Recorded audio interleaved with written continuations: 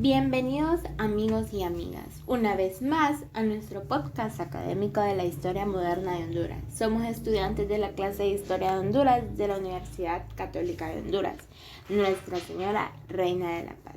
Y el día de hoy nos adentraremos en la historia política de nuestro país con la construcción democrática en Honduras.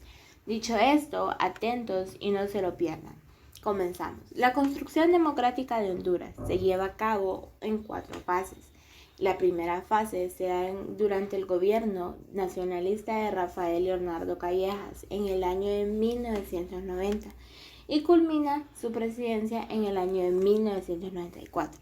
En el año de 1993 se da inicio a la reforma policial ante las denuncias desde su interior por participación de policía en la violación de los derechos humanos, dado que los derechos humanos eran algo muy importante en ese entonces.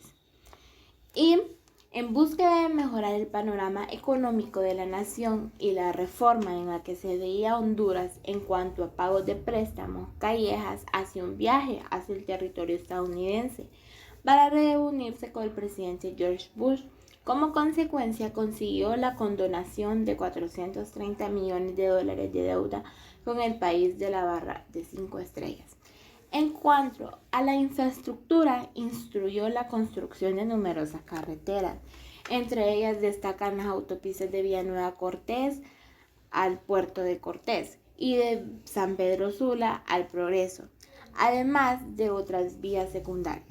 De igual forma, Callejas ordenó la edificación de algunos centros de salud, reorganizó los edificios estatales. Callejas también modernizó el Estado con múltiples cambios que permitieron que el sistema político fuera más democrático y participativo. El programa de modernización que dirigió originó la descentralización política administrativa para hacer más ágil y eficiente la función pública. Forjó igualmente cambios en la fundación judicial de las Fuerzas Armadas. Asimismo, también fomentó la educación y el amor a la escritura entre la población más joven del país en aquel entonces. Por otra parte, fue quien creó el Fondo Hondureño de Inversión Social, FIIS, y la Ley del Ministerio Público, MP. También Callejas fungió como testigo para los acuerdos de paz entre el gobierno salvadoreño y la guerrilla. Además participó en la primera cumbre iberoamericana celebrada en Guadalajara, México, la segunda en Madrid y la tercera en Brasil.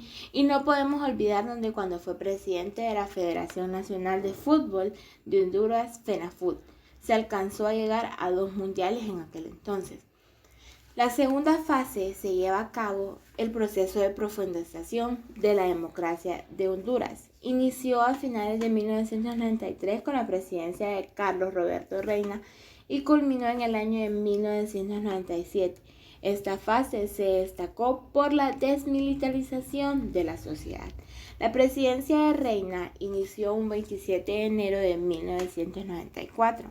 No obstante, su actividad política en cuanto a la desmilitarización de la sociedad empezó hasta el año de 1995, con la eliminación del servicio militar obligatorio, ya que fue considerado innecesario debido a que había una consolidación de procesos de paz entre El Salvador, Nicaragua y Costa Rica. De igual manera, hubo una pérdida de control militar de las empresas estatales tradicionalmente habían administrado las Fuerzas Armadas. El 27 de enero de 1998, el presidente Carlos Roberto Reina entregó su cargo.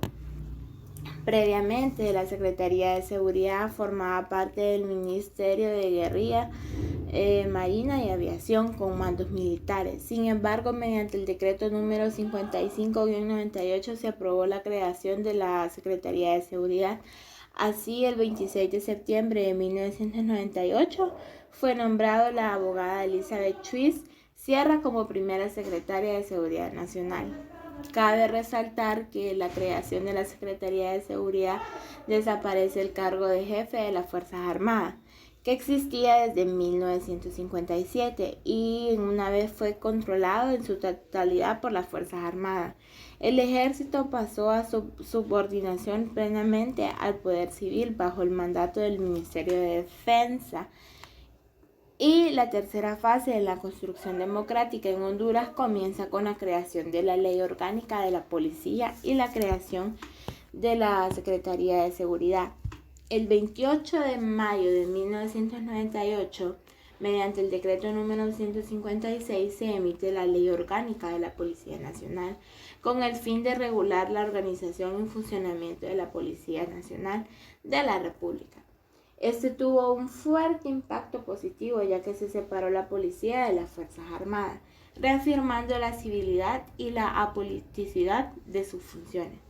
Mediante el artículo número 193 se define la organización de la policía como institución permanente del Estado, de naturaleza puramente civil y apolítica, en sentido partidista, con el fin de velar por el orden público y la seguridad de la nación. O sea que lo pusieron a disposición del pueblo prácticamente. Mediante el artículo a nivel de administración judicial se aprueba un nuevo Código Procesal Penal y se conformaba por una junta nominadora, integrada por instituciones del Estado y organizaciones de la sociedad, con el fin de proponer al Congreso Nacional los candidatos a magistrados de la Corte Suprema de Justicia, y así la prolongación de 4 a 7 para su nombramiento.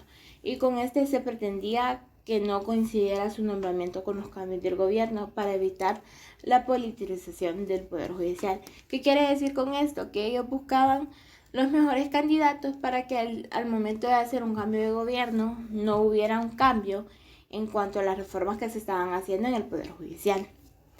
La cuarta y última fase se origina en los acuerdos políticos suscritos por los presidentes de 5 partidos políticos en el año del 2001. A pesar de las optimistas expectativas que el proceso de la reforma institucional despertó, ha sido burlado por la clase política hondureña. Una de las reformas políticas del 2001, aprobadas por 5 partidos políticos en el Congreso Nacional, era la prohibición para que el presidente del Congreso Nacional, de la Corte Suprema de Justicia y el vicepresidente de la República pudieran aspirar a presidencia del país en el periodo posterior.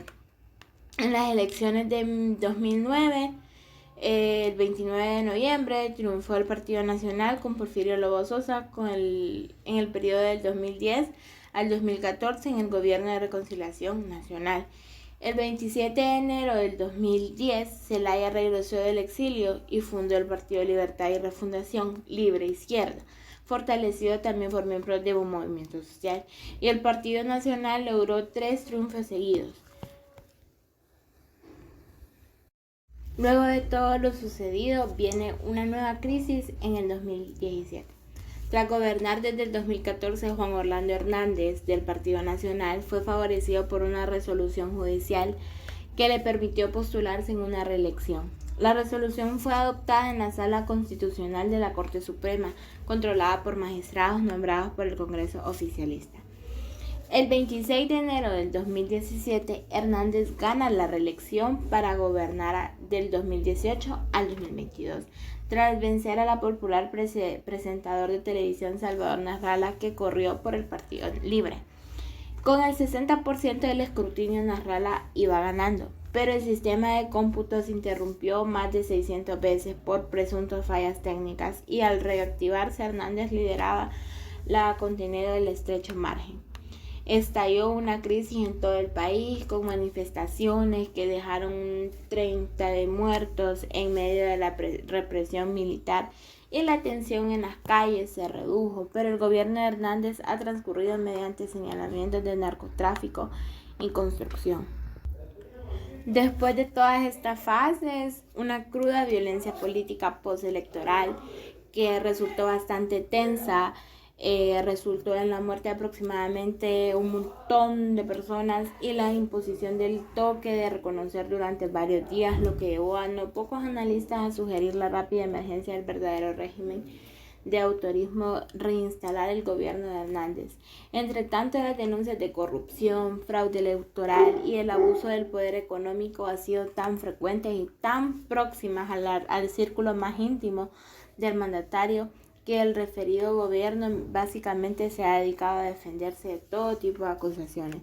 Ello ha redundado en una gobernabilidad democrática precaria y cortoplacista. Paralelamente, algunas propuestas de diálogo político-gobierno de la oposición, auspiciadas de la Organización de las Naciones Unidas, han empatanado fundamentalmente en función bajo la preparación de la parte gubernamental a asumir acuerdos verdaderamente consecuentes con las demandas de la sociedad hondureña, especialmente cuando colocan en cuestionario a la legitimidad del poder político vigente.